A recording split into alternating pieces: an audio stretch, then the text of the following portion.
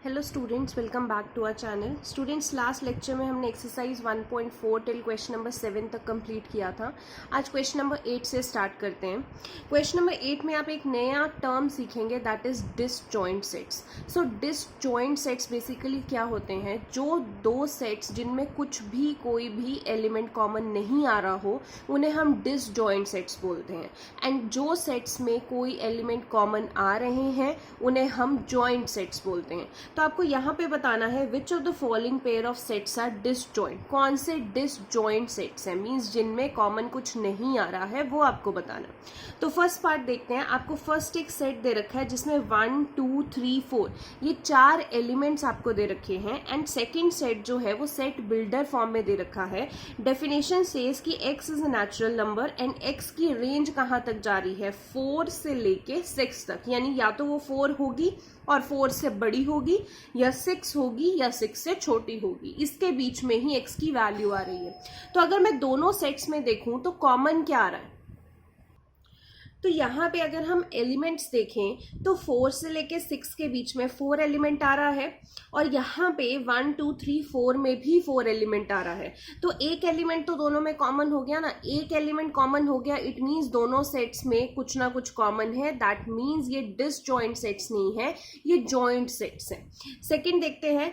इसमें first set में AEIOU है एंड सेकेंड में CDEF है। कोई भी एलिमेंट दोनों में कॉमन नहीं आ रहा है। क्या ऐसा है? इसमें E एलिमेंट है और इसमें E एलिमेंट है। तो यानी कि अगर ये एक एलिमेंट जो कि E है वो दोनों में कॉमन आ रहा है, इट मीन्स इनमें कुछ कॉमन है और ये जॉइंट सेट्स है। थर्ड की बात देखते हैं। x is an even integer and यहाँ पे x is an odd integer. अब देखो, या तो x इवन हो सकता है या ऑड हो सकता है। इवन और ऑड में तो कुछ कॉमन नहीं है, यानी कि ये दोनों सेट्स में कुछ कॉमन नहीं है, तो इसको हम क्या बोलेंगे? Disjoint sets. क्वेश्चन नंबर 9 देखते हैं। If A is equal to B C D, 4 आपको सेट्स दे रखे हैं जिसमें कुछ एलिमेंट्स दे रखे हैं। आपको एक एक करके पूछा है दैट फर्स्ट में आपको पूछा है A माइनस बी बताइए, सेकेंड में A माइनस सी बताइए। मैंने सब्ट्रैक्शन का आपको बताया था। अगर आपको बोला है फर्स्ट पार्ट, जैसे हम देखते हैं A माइनस बी, A में से B निकाल दीजिए, मतलब A सेट तो रखना है बट A सेट में जो B के एलिमेंट्स हैं वो आपने निकाल देने हैं। फॉर एग्जाम्पल, ये रहा A सेट, ये रहा B सेट। अब A में से B निकाल देने हैं, यानी कि A में अगर 4 है, क्या यहाँ पे है? तो आपने नहीं है तो कुछ भी नहीं करना। 8 इसमें है, नहीं है। 12 इसमें है तो है। इस 12 को आप एलिमिनेट कर दीजिए। यहाँ पे 16 है, इधर 16 नहीं है, कोई बात नहीं। यहाँ पे 20 है, इधर नहीं है। यानी कि अगर मुझे A माइनस बी बनाना हो, अब अगर मुझे A माइनस बी बनाना हो इनमें से, तो देखिए एलिमेंट क्या बनेंगे? 3 है, B वाले नहीं लेने हैं। 6 B में नहीं है, 9 B में नहीं है, 12 B में है, तो इसको नहीं लिखेंगे। अगला 15 इसमें नहीं है, लिख लेंगे। 18 इसमें नहीं है, लिख लेंगे। 21 इसमें नहीं है, लिख लेंगे। मतलब A के सारे एलिमेंट्स होने चाहिए, बस B वाला एलिमेंट अगर A में है तो वो नहीं इसमें लिखना है। समझ में आई? ऐसे ही हम बाकी पार्ट्स करेंगे। जैसे कि आपको दे रखा है A माइनस सी, यानी कि A के सारे एलिमेंट्स, बस उसमें C माइनस कर देना है। C के एलिमेंट्स नहीं होने चाहिए। ऐसे जैसे ये पार्ट है B माइनस सी, तो B के सारे एलिमेंट्स होने चाहिए बट C के एलिमेंट्स नहीं होने चाहिए। ठीक है, तो ये चीजें हैं जो आपने करनी है। अब ये क्वेश्चन के सारे पार्ट्स आप खुद ही करेंगे, बिकॉज सिर्फ सब्ट्रैक्शन है, आपको पार्ट्स एलिमेंट्स जो है वो एलिमिनेट ही करने हैं। ठीक है, so you can do this easily. Question number 10 देखते हैं। If x is equal to, x set दे रखा है जिसमें 4 एलिमेंट हैं A B C D, and y set दे रखा है जिसमें 4 एलिमेंट है F B D G। आपको पूछा है x minus y. x minus y निकालना है, यानी कि x में से y निकालना है। ठीक है, अगर यहाँ पे देखें x में से y निकालना है तो A एलिमेंट यहाँ तो है नहीं है, तो लिख देंगे। B एलिमेंट यहाँ है, यानी कि ये वाला B यहाँ नहीं लिख सकते, तो अगला एलिमेंट क्या आएगा? C। तो C एलिमेंट यहाँ नहीं है, लिख देंगे। D एलिमेंट यहाँ है तो वो भी नहीं लिख सकते। तो x माइनस वाई में अगर मैं लिखूं तो क्या आएगा? सिर्फ A एलिमेंट आएगा और आपके पास सिर्फ C एलिमेंट आएगा। यही दो एलिमेंट होंगे, बिकॉज B और C, B एंड D जो है वो Y में भी आ रहा है, और Y के एलिमेंट आपको नहीं चाहिए, सिर्फ X के एलिमेंट्स चाहिए। ठीक है। इसी तरीके से आपने ये दोनों पार्ट करने हैं। सेकंड पार्ट में y माइनस एक्स है, यानी कि y के एलिमेंट तो होने चाहिए बट x के एलिमेंट नहीं होने चाहिए। और थर्ड पार्ट जो है x इंटरसेक्शन y, तो इंटरसेक्शन हम पहले सीख चुके हैं कि x एंड y में जो भी कॉमन पोर्शन है, यानी कि x एंड y में इधर कॉमन पोर्शन क्या है, b और d इधर भी आ रहा है, b और d इधर भी आ रहा है, तो x इंटरसेक्शन y में क्या आएगा, b and d। Question number 11 देखते हैं। If capital R is the set of real numbers and capital Q is the set of rational numbers, then what is R minus Q। अब देखिए, R real numbers का set है, Q rational numbers का set है, तो R में से अगर Q निकाल देंगे, यानी कि रियल नंबर्स में से अगर रैशनल नंबर निकाल देंगे तो क्या बचेगा। देखो, रियल नंबर्स का मतलब क्या होता है, रैशनल प्लस इरैशनल, तो रियल नंबर्स में से अगर रैशनल नंबर निकाल देंगे तो क्या बचेगा, इरैशनल नंबर्स। तो R माइनस Q क्या आएगा, इरैशनल नंबर्स। ठीक है, हमने 9th क्लास में भी पढ़ा था, 10th में भी पढ़ा था कि रियल नंबर्स का मतलब क्या होता है, रैशनल प्लस इरैशनल। तो रियल नंबर में से अगर रैशनल निकाल देंगे तो आपके पास इरैशनल, तो इरैशनल बन जाएगा। क्वेश्चन नंबर 12 देखते हैं। State whether each of the following statement is true और फॉल्स। आपको बताना है इनमें से हर स्टेटमेंट ट्रू है या फॉल्स है। आप अगर फर्स्ट देखते हैं, 2, 3, 4, 5 and 3, 6 are disjoint sets. Disjoint sets तो वो होते हैं ना जिनमें कुछ कॉमन नहीं होता, बट अगर हम यहाँ पे देखें इस सेट में और इस सेट में 3 एलिमेंट जो है वो दोनों में कॉमन आ रहा है। 3 एलिमेंट अगर कॉमन आ रहा है इट मीन्स ये डिसजॉइंट तो हुए नहीं, ये जॉइंट सेट्स हैं, तो फर्स्ट स्टेटमेंट इज फॉल्स। अगला वाला देखिए, इनमें क्या, ये इन दोनों सेट्स को बोला है कि ये डिसजॉइंट सेट्स हैं, तो इन दोनों में देखिए ए एलिमेंट दोनों में आ रहा है, अगेन एक एलिमेंट कॉमन है तो ये डिसजॉइंट नहीं हो सकता, the statement is false.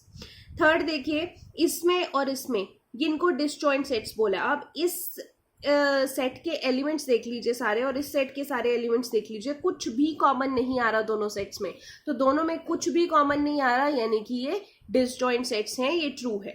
Fourth part देखिए, इसमें और इसमें क्या कुछ कॉमन आ रहा है, नहीं। यहाँ पे 2, 6, 10 है, यहाँ पे 3, 7, 11 है, कुछ भी कॉमन नहीं आ रहा, तो ये डिसजॉइंट सेट्स हैं, तो ये ट्रू है। ठीक है, इसी के साथ स्टूडेंट्स आपकी एक्सरसाइज 1.4 भी कंप्लीट होती है। 1.4 के बाद अब अगला जो आपको टॉपिक सीखना है that is the complement of a set. This is your topic, फिर हम इसी के ऊपर आगे एक्सरसाइज करेंगे। अब देखिए, जब बात आती है कॉम्प्लीमेंट ऑफ अ सेट, तो कॉम्प्लीमेंट ऑफ अ सेट का मतलब कैसे होता है, पहले डिनोट देखिए कैसे कर लेते हैं। अगर हमारा ए एक सेट का नाम है, अगर हमने बोलना है ए सेट का कॉम्प्लीमेंट निकालिए, तो अगर उसके ऊपर ऐसे डैश लगा देते हैं तो ए सेट का कॉम्प्लीमेंट बन जाता है। ठीक है, फॉर एग्जाम्पल, एक एग्जाम्पल से समझते हैं। अगर आपके पास ए सेट ये है और यू सेट यानी कि यूनिवर्सल सेट ये है, तो ए सेट का कॉम्प्लीमेंट क्या होगा। देखो, जब भी कॉम्प्लीमेंट की बात आती है, मतलब जिस सेट का आपने कॉम्प्लीमेंट निकालना है उस सेट के सारे एलिमेंट्स को छोड़ दो और यूनिवर्सल सेट में जो एलिमेंट्स बचते हैं आपने वो लिख लेने हैं। जैसे ए सेट में 2, 3, 5 है, यूनिवर्सल सेट में 1, 2, 3, 4, 5, 6 है, तो अब यूनिवर्सल सेट में से ए सेट के सारे एलिमेंट निकाल दीजिए। मतलब ए सेट छोड़ दो, यूनिवर्सल सेट में क्या बचता है, 2, 3, 5, तो ये 2, 3, 5 छोड़ दीजिए। अब क्या बचता है, 1, 4, 6, तो ए का कॉम्प्लीमेंट क्या हो जाएगा, 1, 4, 6। ठीक है, अगेन बता रही हूं, जिस सेट का कॉम्प्लीमेंट निकालना है यूनिवर्सल सेट में से वो वाला सेट निकाल दीजिए, वो वाले सेट के एलिमेंट्स निकाल दीजिए, जो बचेगा वो उस सेट का कॉम्प्लीमेंट होगा। ठीक है, इसको डिनोट कैसे करते हैं, ए के ऊपर डैश। अब प्रॉपर्टीज होती हैं कुछ कॉम्प्लीमेंट की, जो कि आपको काफी जब क्वेश्चंस करने होंगे तो आपको यूज में आएंगी।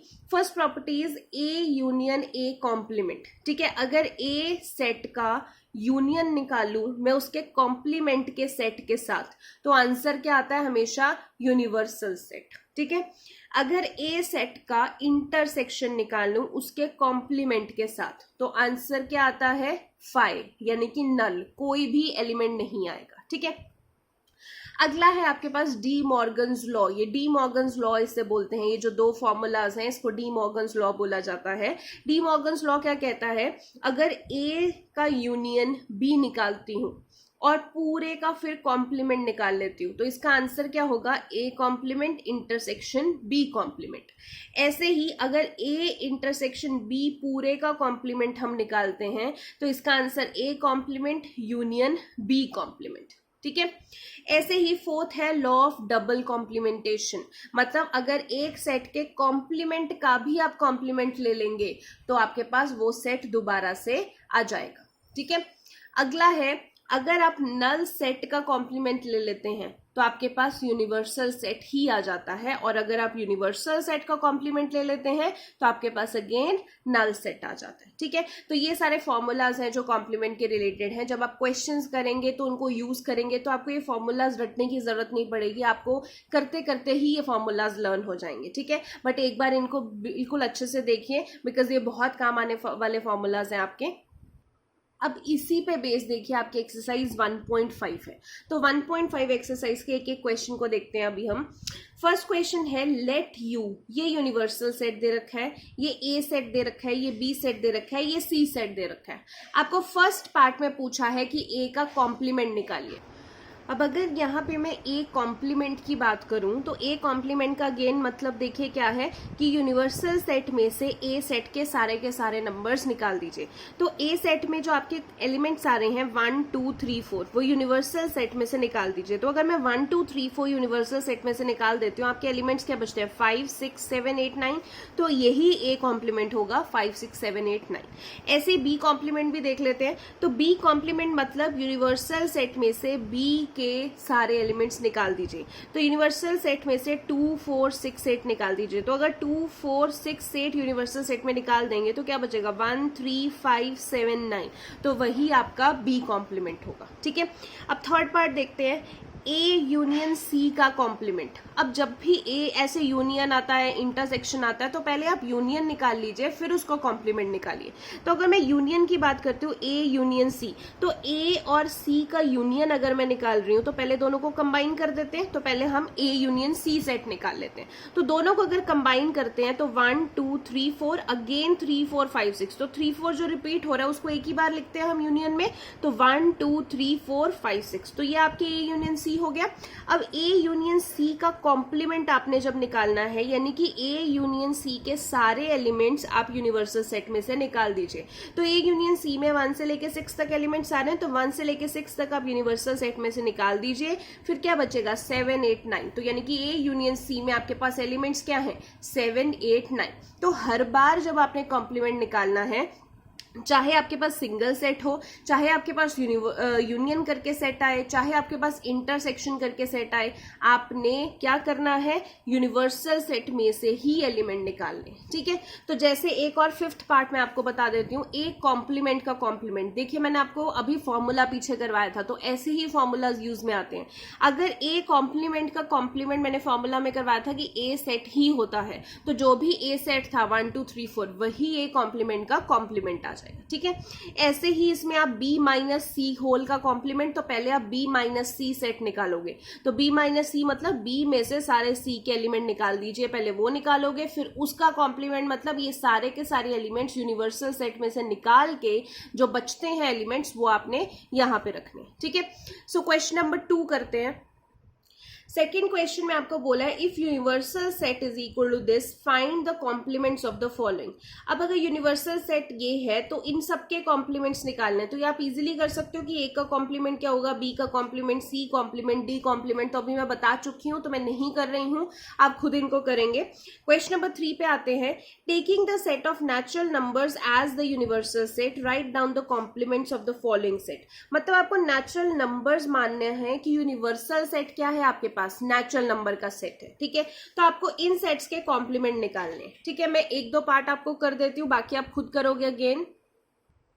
अब देखिए अगर इसमें आप देखेंगे तो आपके सारे के सारे जो हैं वो सेट बिल्डर फॉर्म में है, तो जो आपने आंसर लिखना है वो भी सेट बिल्डर फॉर्म में ही लिखना है। तो अगर आपके पास फर्स्ट सेट है x is a even natural number, जो x है वो इवन नेचुरल नंबर होगा, तो अब इस चीज का कॉम्प्लीमेंट क्या होगा, यानी कि यूनिवर्सल सेट में से इवन नेचुरल नंबर निकाल देते हैं। यूनिवर्सल सेट आपका क्या सेट है, नेचुरल नंबर्स का सेट है। अब अगर नेचुरल नंबर्स में से इवन नेचुरल नंबर्स निकाल देते हैं तो क्या बच जाएंगे, ऑड नेचुरल नंबर्स। तो आप कैसे लिख सकते हैं इसको, x is a odd natural number, तो ऑड नेचुरल नंबर है, आपने बिल्कुल इसी ही फॉर्मेट में उसको लिखना है। ठीक है, नेक्स्ट देखते हैं।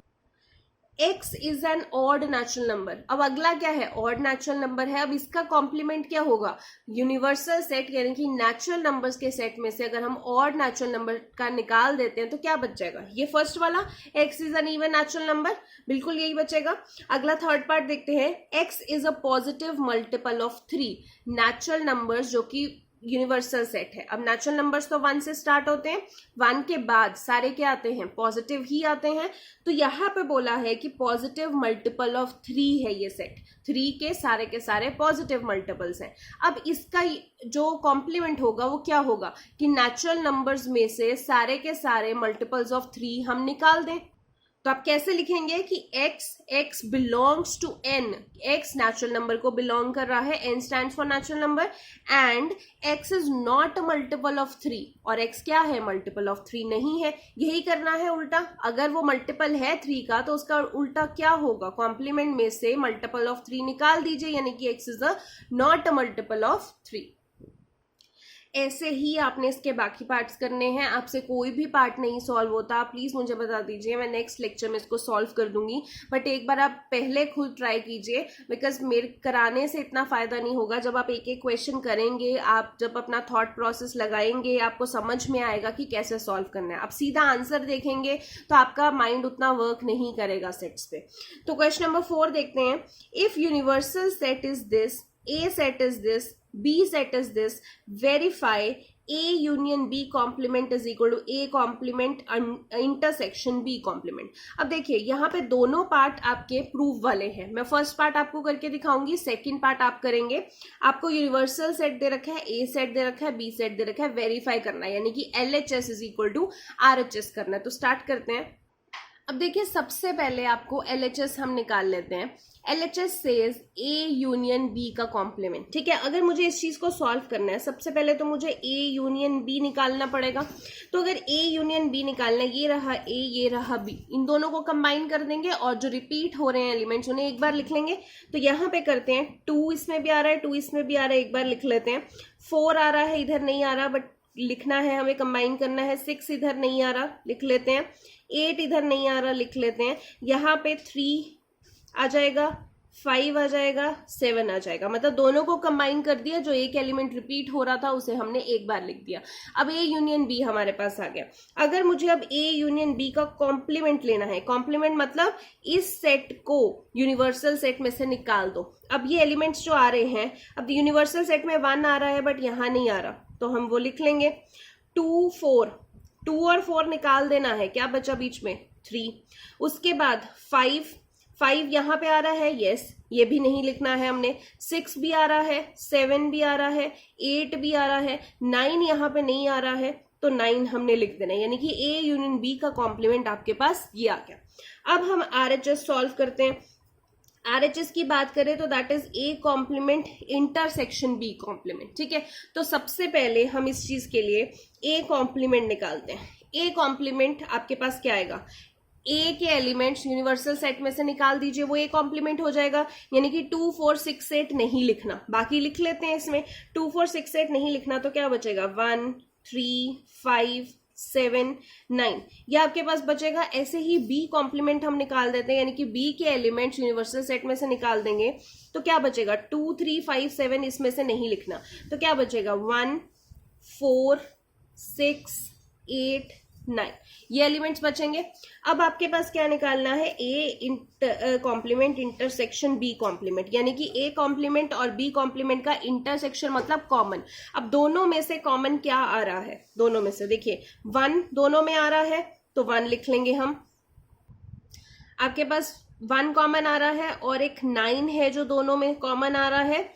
यहाँ पे एक चीज थोड़ी सी मिस्टेक है, यहाँ पे 3 नहीं आएगा, बिकॉज A यूनियन B का कॉम्प्लीमेंट निकालना है तो A यूनियन B के सारे एलिमेंट्स यूनिवर्सल सेट में से हटा देने। तो 3 एलिमेंट इसमें आ रहा था तो 3 यहाँ पे नहीं आएगा, 1,9 ही आएगा। तो अब देख सकते हैं 1,9 A यूनियन B का कॉम्प्लीमेंट है, ऐसे ही A complement intersection B complement का भी आंसर 1 और 9 है, ठीक है। दोनों के एलिमेंट सेम है, it means LHS is equal to RHS, hence proved. इसी तरीके से आपने इसका सेकंड पार्ट करना है। अब नेक्स्ट आ जाते हैं हम फिफ्थ क्वेश्चन पे।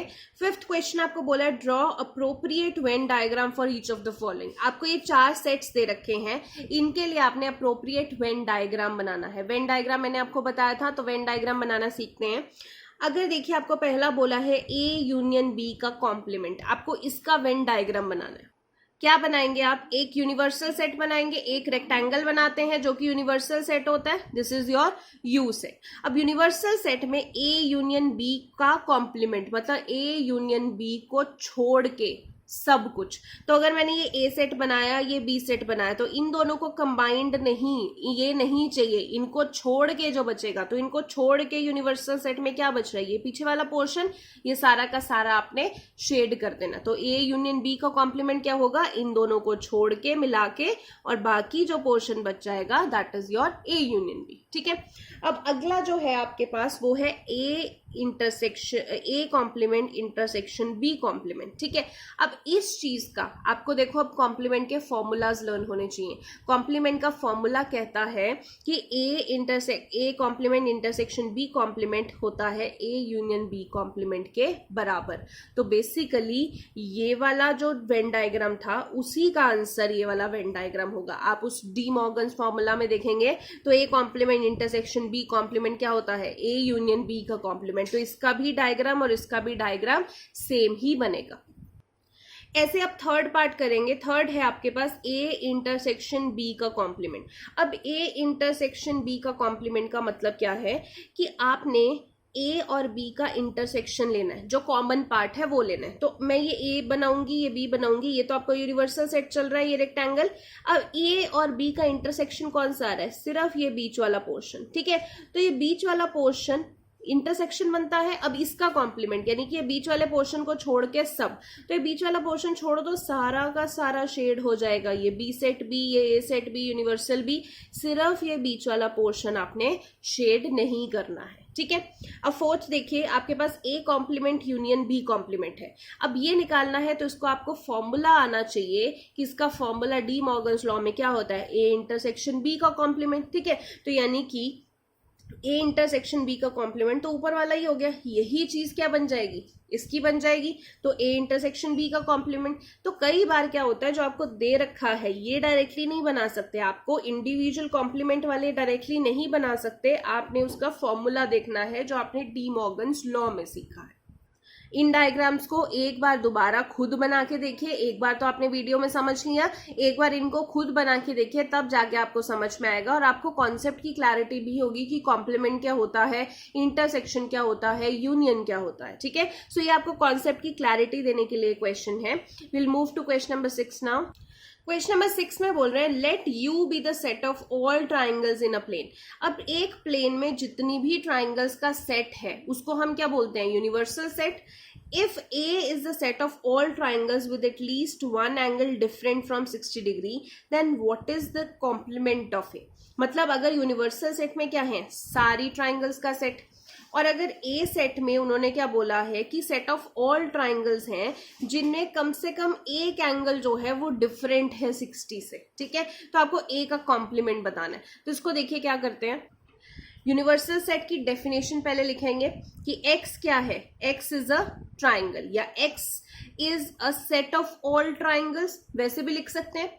a क्या है? उसमें x जो एलिमेंट है वो एक ट्राइंगल है having at least one angle different from 60 degree. यही आपको क्वेश्चन में बोला कि कम से कम एक एंगल ऐसा है जो 60 डिग्री से अलग है। अब जब मुझे इसी सेट का कॉम्प्लीमेंट निकालना है तो क्या होगा? इसमें क्या दिया हुआ है कि एक एंगल कम से कम 60 डिग्री से अलग है, और उसका उल्टा क्या होगा कि हर एक एंगल 60 डिग्री है, राइट? तो अगर आपको ये चीज यूनिवर्सल सेट में से निकालनी है, यही होता है ए कॉम्प्लीमेंट, मतलब ए को यूनिवर्सल सेट में से निकाल दें। तो ए अगर सारी की सारी ट्राइंगल्स का सेट है, सॉरी यूनिवर्सल सेट अगर सारी की सारी ट्राइंगल्स का सेट है और उसमें ए सेट ऐसा है जिसमें एक एंगल कम से कम 60 डिग्री से अलग है, तो इसको अगर मैं निकाल दूं इसमें, तो कौन सी ट्राइंगल्स बचेंगी? जिसमें एंगल 60 डिग्री ही है। तो ए कॉम्प्लीमेंट क्या होगा कि x is a triangle having all angles equal to 60 degree. तो बेसिकली इस चीज का ऑपोजिट वो बोल रहे हैं। ठीक है, या फिर set of all equilateral triangles, आप कुछ भी लिख सकते हैं। ठीक है, क्वेश्चन नंबर 7 देखते हैं। क्वेश्चन नंबर 7 में बोला fill up the blanks to make each of the followings a true statement. अब फिल करना है हमें ब्लैंक्स, तो हम देखिए कैसे करेंगे। फर्स्ट पार्ट है ए यूनियन ए कॉम्प्लीमेंट। ये मैंने आपको फॉर्मूलाज में भी करवाया था कॉम्प्लीमेंट के, कि अगर ए सेट का यूनियन ले उसी सेट के कॉम्प्लीमेंट के साथ, तो आंसर क्या आता है, फाई, नल। ऐसे ही ए सेट का उसी सेट के कॉम्प्लीमेंट के साथ इंटरसेक्शन भी लेंगे तो भी आंसर फाई आएगा। अगर फाई सेट के कॉम्प्लीमेंट का इंटरसेक्शन आप ए सेट के साथ लेते हैं, तो एक चीज देखें, इसको डायरेक्टली हमने ये फॉर्मूला कहीं नहीं किया, तो इसको पहले सॉल्व करते हैं। फाई सेट का कॉम्प्लीमेंट, फाई का कॉम्प्लीमेंट हमेशा यूनिवर्सल सेट होता है। अब universal set intersection A, universal का ए के साथ इंटरसेक्शन निकालेंगे, कॉमन निकालेंगे, तो उसमें ए सेट ही आएगा ना। ऐसे यूनिवर्सल सेट का कॉम्प्लीमेंट, ये हमने फॉर्मूलाज में सीखा था, जैसे फाई का कॉम्प्लीमेंट यूनिवर्सल होता है, यूनिवर्सल सेट का कॉम्प्लीमेंट फाई होता है। इंटरसेक्शन ए, तो फाई इंटरसेक्शन ए, फाई का ए के साथ कॉमन क्या आएगा, फाई ही आएगा। ठीक है, सो ये आपकी एक्सरसाइज है। इसी के साथ आपकी एक्सरसाइज 1.5 भी कंप्लीट होती है। आपने इस एक्सरसाइज को कंप्लीट करना है। कोई भी पार्ट में डाउट है तो आप मुझसे पूछ सकते हैं, एंड इस एक्सरसाइज की एग्जांपल्स भी साथ में कीजिए। एग्जांपल्स कोई नहीं छोड़िए। अभी तक 1.5 एक्सरसाइज हमने कर ली है, तो 1.5 तक की एग्जाम्पल्स भी आपकी कंप्लीट हो जानी चाहिए।